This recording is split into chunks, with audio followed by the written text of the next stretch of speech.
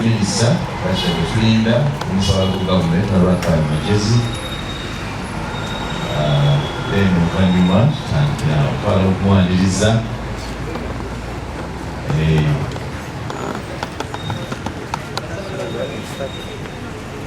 Tugenda kutandika n'okulonkinga greda fenna wali mujje mwebagalize ekigenda mu maaso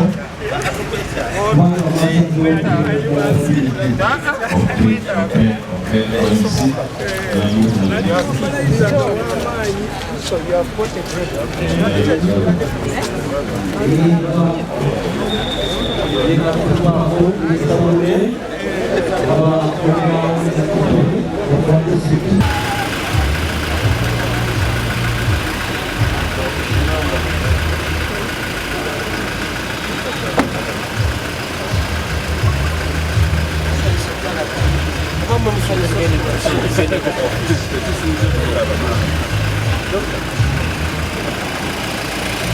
the Minister for Local Government.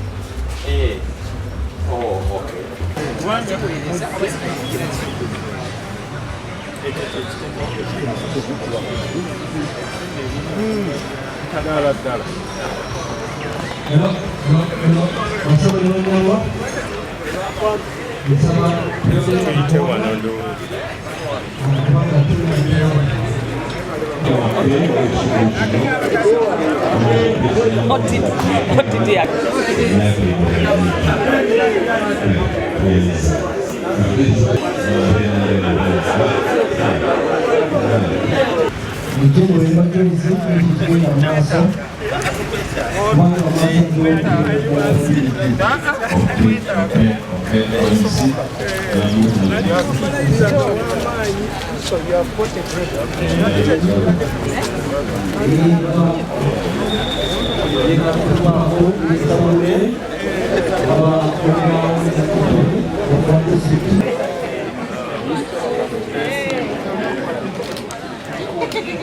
Bagezi simbula The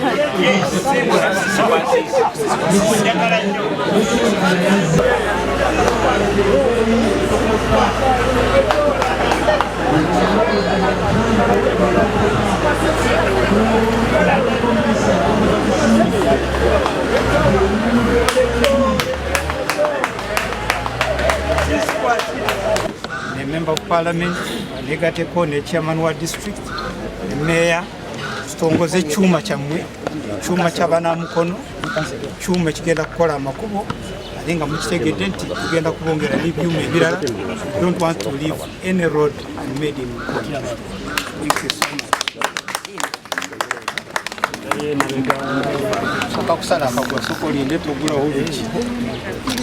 So, on behalf of the government, on behalf of the local government sector, and on behalf of the municipality and the people of Mukono Municipal Council, it's my pleasure and privilege to now commission and launch the grader, the new grader for this municipality. Congratulations.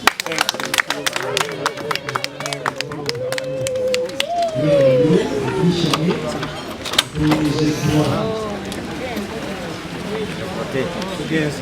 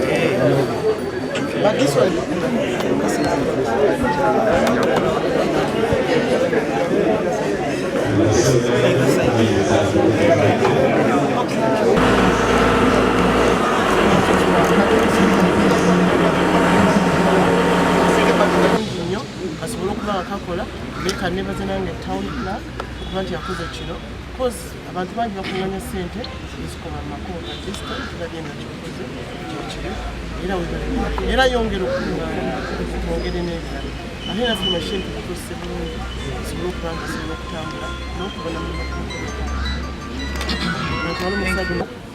abantu bafune engeri gye batambuzamu ebyamaguzi n'ebibuga byaffe kubirongoosa. Mbayozayoza mukuliko okufuna n'okwegulira ekyuma ekirungi kino. Komatsu kyuma kya mulembe era nkola yo mu Japan, kyuma kiba kigumu nnyo. Mwebala okukuuma kiri kyemwasooka nakyo bwe kiba nga kikyali mu mbeera ennungimu oya kukimpa waliwo abali bubi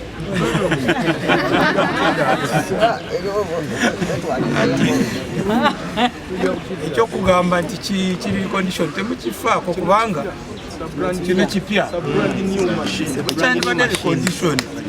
Motoka nyingi zetulina mu Kampala empya zibeera condition.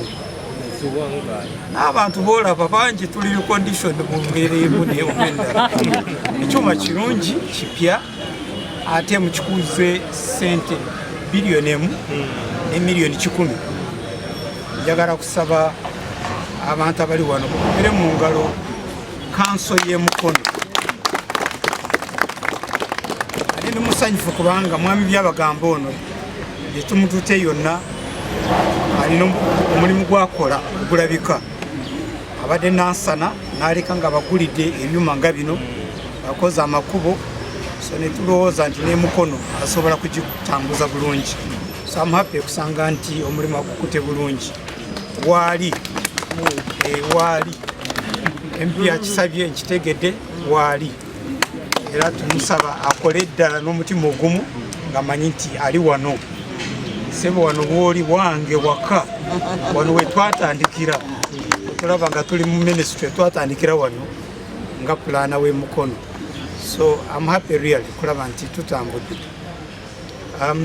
ekyuma kino kizze mu budde obutuufu olwaleero tulonkinga tutandika omulimu gw'okulongoosa amakubo ga mukono nga gavumenti palamenti etuwadde esente okubakolera amakubo era tujja kukikola ndi wano okubakakasa nti tugenda kukikola mukono wa Kiso Mpigi biri wamu ne Kampala kubanga tosobola kulongoosa ekibuga Kampala n'oleka ebibuga ebigyetoolodde oba tolina kyokoze so ekyuma kizze mu kiseera kye tutandika omulimu gw'amakubo ate ekyuma kizze mu mwaka bwe tubawadde akawumbi kalamba 1 billion shillings ku road maintenance twakikola omwaka oguwedde era n'omwaka guno parliament njeyanziza etuwadde 1 billion eza Mukono municipality kyekimu ne district esente ezo zawukanamukko kubanga balina ezaabwe nga district naye ne municipali mulina ezammwe babadde babazika ku byuma nabo mubazikeko bwebanga balina obwetaavu tulina entegeka nga gavumenti okugula kyetuyita road equipment set unit number for every municipality. We are going to do it. So say districts empya atuzaako cities then municipality we shall do it.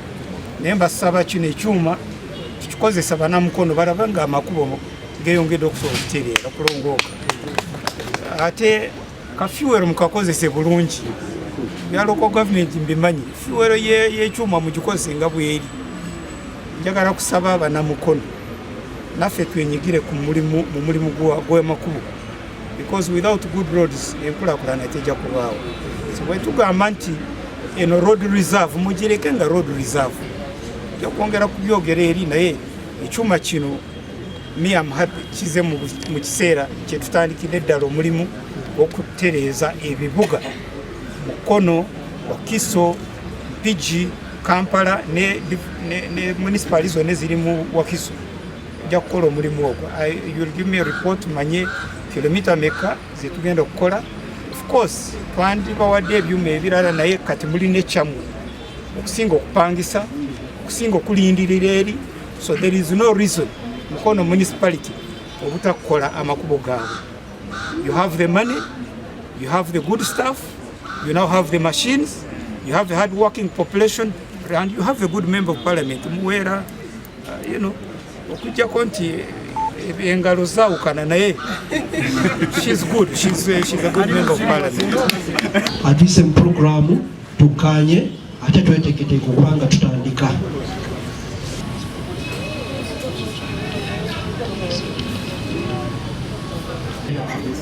Tujja kutandika n'okusaba tutandike tukanyiza ambasabe tweteketeeke anthem basooka kusaba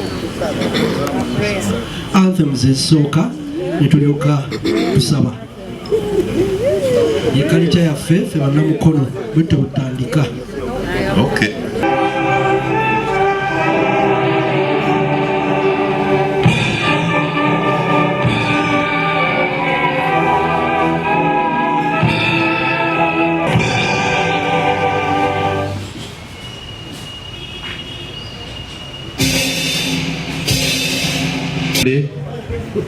ekika kya Gureda bakijjenajjana nkumbi basaba ne banyabo honorable minister wa contract yaffe eri ba contractors abava mu division y'ebbiri ezikola Mukono municipal council era abakiika ku division y'ezebbiri wamu ne bachairpersons baffe abakulemberwa meya wali netuyita ba business community abo batuweereza mu Mukono municipal council ate mu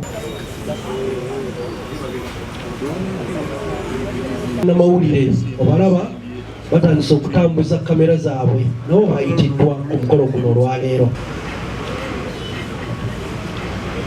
ne structures mu butongole bannamawulire bannamukono baagala okulaba mubayambe balabe bagende mu maaso bakole omulimu bulungi okusanyusa abatuuze be abalonzi be tulina okuweereza gavumenti yaffe n'abatuuze baffe obulungi. In the interest of time, the Honorable Town Clerk, let's have the remarks from the Town Clerk. The same venue with blessing another signing of the contract and handing over the contract plan. We've been planning with no plans. We've been approving buildings with no plans. But Honorable Minister, there is shade and there is good catchment for, especially when the road will also be controlled. To the contractor, last contractor, and I'm going to say the same words to this contractor here, it's very, very good to be declared here. About the signed agreement to be done by you, guided by the ceremonial handover of the signed agreement. We'll immediately go straight to the remarks by the Town Clerk. Is that so? All right. Okay. Kone uziza bannamawulire abakamera ennene n'ab'obutoki mwekubireko mu ngalo bannange omulimu gukoze. Town Clerk. Honorable Minister for Kampala and the Honorable Minister for Local Government are all here. The ceremonial handover. Sebo contractor tumusaba mumubuulire mu lulimi lw'ategeera omulimu akole muyonjo. Mukyonheaya onimbye nnyo byagala kunkubya byagala kunnemesa mirimu.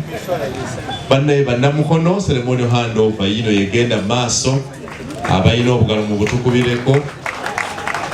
Wow, thank you very much. The Town Clerk, the Honorable Minister for Local Government and the Honorable Minister for Kampala bakimaliriza ekintu kiwedde ekyenguudo mukono ekiwanise ekyo kyo kiwedde. Ssentebe ne Meya, Ssentebe wa District ne Meya mubawadde yagenda okulima oluguudo asayininga ayogera lusooka lwereere tulina kubisobola mutuwe mu bwadakiika. Meya ne Ssentebe babongedde ki? Please renew emyaka emirala ng'emeka giijo myaka giijo tuli bukalama. My name is Fan from China Communication Construction Company.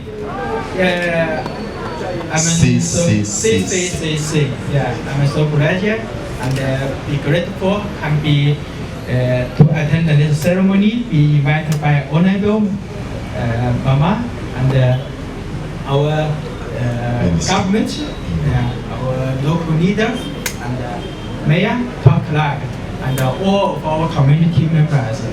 Thank you very much.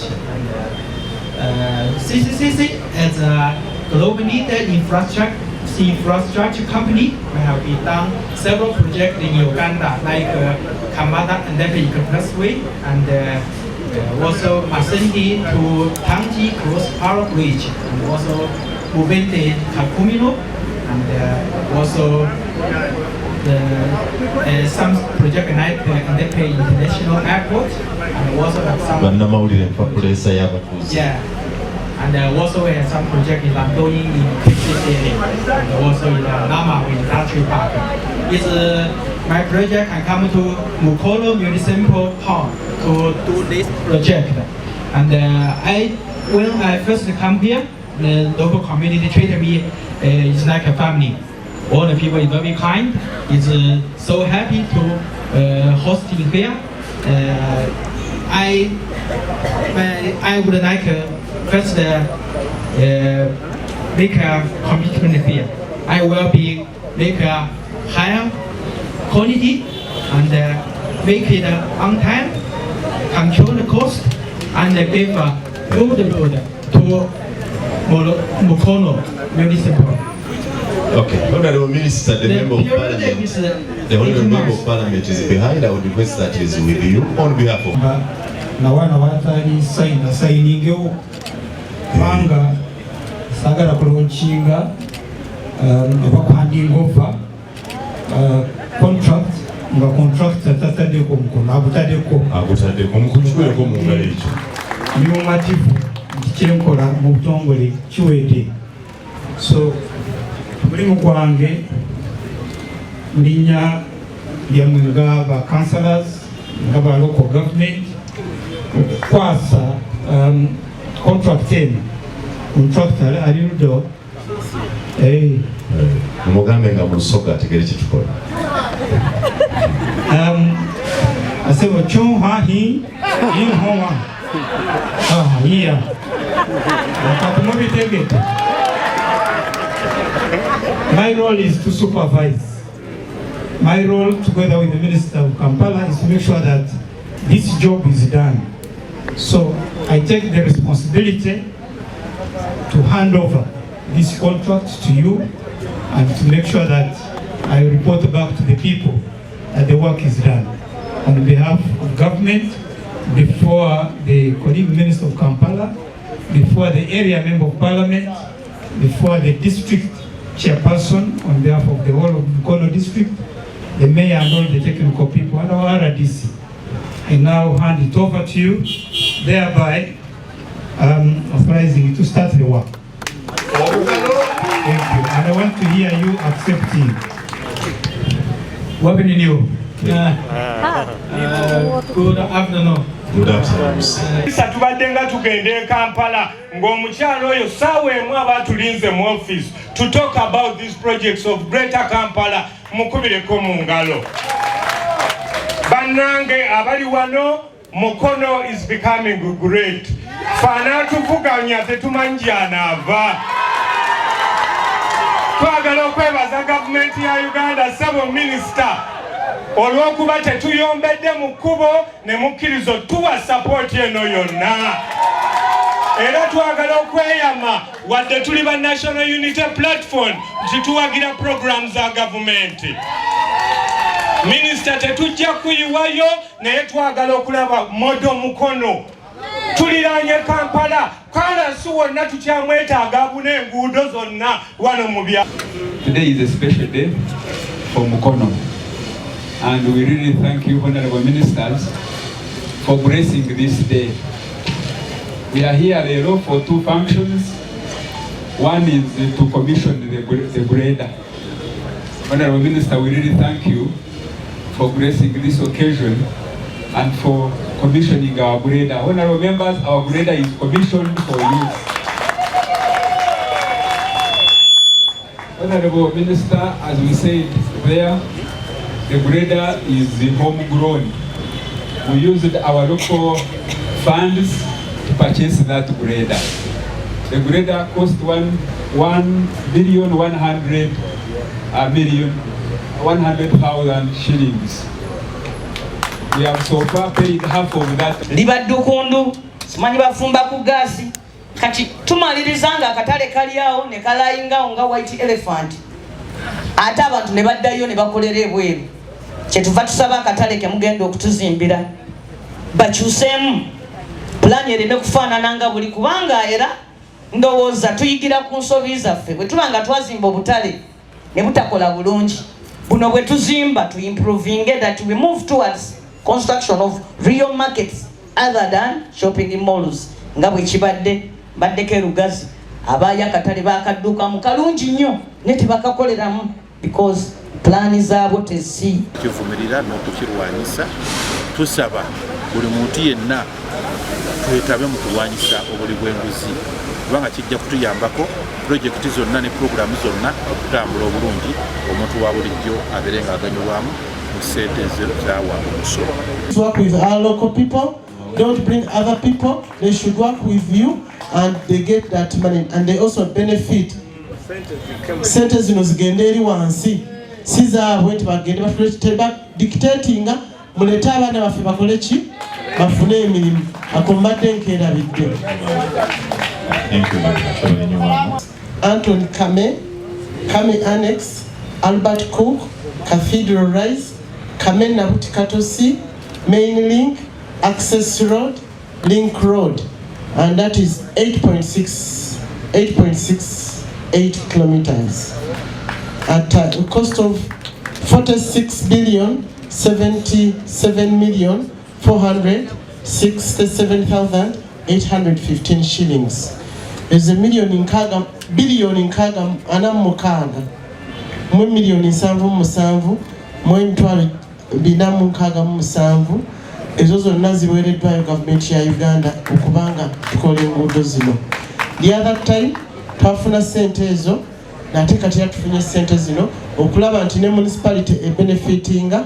Honorable abadde ayogera agambye nti sometimes babeera ku district babeeranga abaana nga bali mu nkiiko za district, but this time municipality egenda kumanaginga enguudo zaayo. Byonna amaze okubyogera, saagala kwogera bingi, naye nga kye tugamba nti tukole nga twebalirira, tuleme kukkiriza corruption mu kintu kino, tusobole okulaba nga ssente zino zivaayo nga bwe zikola ki. Kintu kidogo tuleme muteekamu, tumanye nti kino kyaffe, naddala mu abagenda okwesimba mu mukono. Mujja kuba mulina mugenda okwogerera nti banne twakoze enguudo, ate mujja naga nti gavumenti ya Uganda yazikoze. Waliwo mujaga nti mutulabye olw'oluguudo nalukoze, nawano nenkolawo, naye nga togamba nti Museveni yakoze eki, yeewoze ssente, oba gavumenti ya Uganda yeewoze ssente, nenkola ki, netukola ssente. Kubanga ssente ezo tulina okuzizaayo. N'olwekyo nsaba tukikole nga tetwebaliridde, ate nga ne gavumenti tugyogererako bulungi, kubanga esase neereeta wano emukono. Fenna tube nga bwetuli, tulabe mukono nga bwekyuse. We are going to do our best to make sure that mukono shines. Ekyokusatu, programu eno teyandisobose singa w'ekitiibwa President teyakona mu stamp. Naaliwo mu cabinet ku lunaku olwo nga mukyala Misa Kabanda ng'ajanjula. And I can testify and say immediately President yagamba nti eyo programu nungi. Oba looni tugirye, oba tukola ki tukikole, naye tulabe nti Kampala n'ebibuga ebigiriraanye bikyuka. So njagala kumusiima olw'ekyo, ate agenze mu maaso n'atuwa ne ssente ez'okukozesa mu nguudo. Omwaka oguwedde munisipaali y'e Mukono ne district mwafuna biliyoni 1. District yafuna biliyoni 1, municipal yafuna biliyoni 1 za kulongoosa amakubo.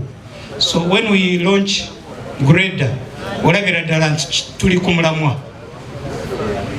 Nandyagadde nkomewo nga amakubo gonna agagenda mu byalo gye tuli yonna mu Mukono nga gonna tumaze kugalongoosa. Njagala kubakakasa President ategeka okugulira road equipment unit to every municipality.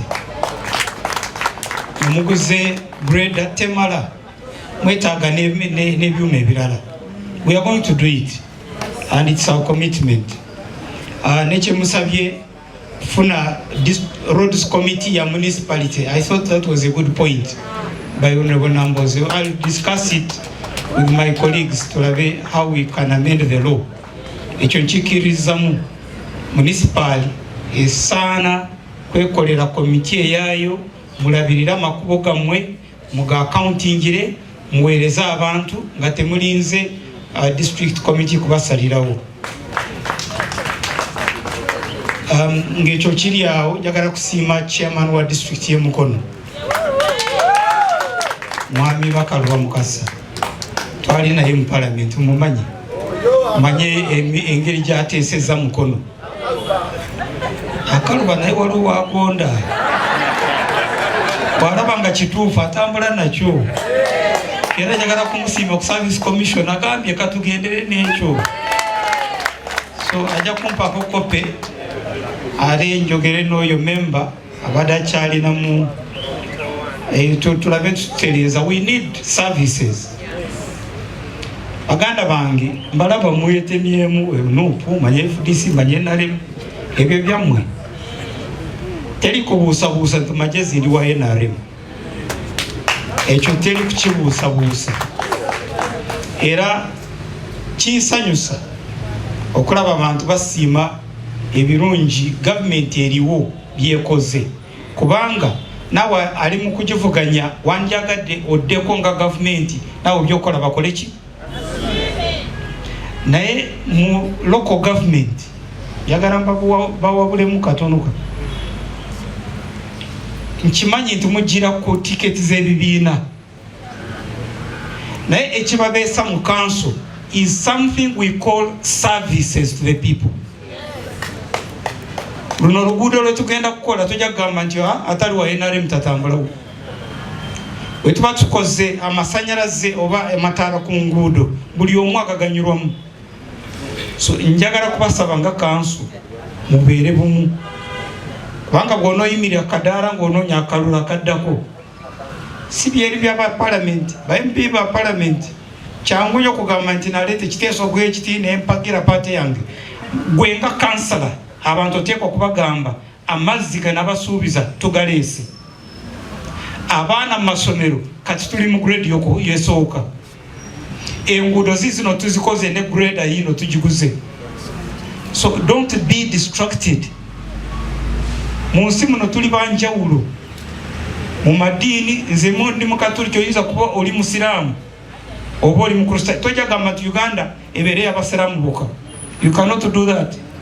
Ne mu Nganda tetuli ba Luganda lumu. Nze ndi wano mwana Munyankole mbeesiimisa bannamukono mwe munfudde kyendi. Station gye natandikirako okukoleramu ye Mukono. Engeri gye mwampagiramu ne bwaki mwankuzaamu n'aba ministry ne bagamba eriyo omusajja omukozi ne batwala mu ministry. Neva ministry ngenze mu parliament ntuuse ministry nga minister gye naali ng'omukozi. So nze tosobola kungamba ku mukono n'ogamba nti ate si wamwe ekyo sikikkiriza. This is my home and I have rights here. So kye kimu n'ebibiina. Joe Biden yabadde yakutte flaga y'ekibiina kye kya Democratic Party. Olwaleero agikwasiza omulala. Ojja kwesanga oluddako Trump yafuze. Kakati ekitugata kiri kimu. This is our country. Fena tuli bana Uganda wano. Akati okuwaamu soko omusiimu ebyebyo byakoze. So mbone kutegeragana naawe. Ati njagala kusiima meya we Mukono. Si lwakuba si wa NRM. Ne lwakuba mu bameya b'ebibuga omwami oyo mu ofisi yange alimu kumpi buli mwezi. And that's what I'm telling you. If as local leaders bw'oba tosobola kugamba nti pate ekoma wano naye obukulembeze bwange ng'omukulembeze wano we butandikira ojja kulemererwa. Tujja kusigala NRM oyo nze kye kubisangamu ebyo. Nze kati wano njagala kubabuuza bwe tuba tugenze kukola amakubo twaba wa biliyoni emu ekoze eki kilomita mmeka ze mukoze. That's what I want to hear.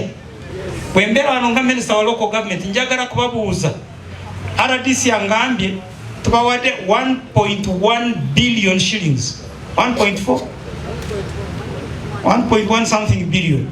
Nangamba nti bamemba bannamukono abafunye ku sente ezo bali 1511. Nkubuuza nga kansala obamanyi? Do you know bamemba bokiikirira kuva mu ward gy'olimu abafunye ku sente za PDM abafunye ku sente z'emyoga obayambye otya kulaba nti sente ezo bazikozesa ne bava mu bwavu? Tosobola kungamba tukoze program y'amakubo nga ku makubo tetulina kye tutambuzako. Roads without wealth creation is a wastage of time.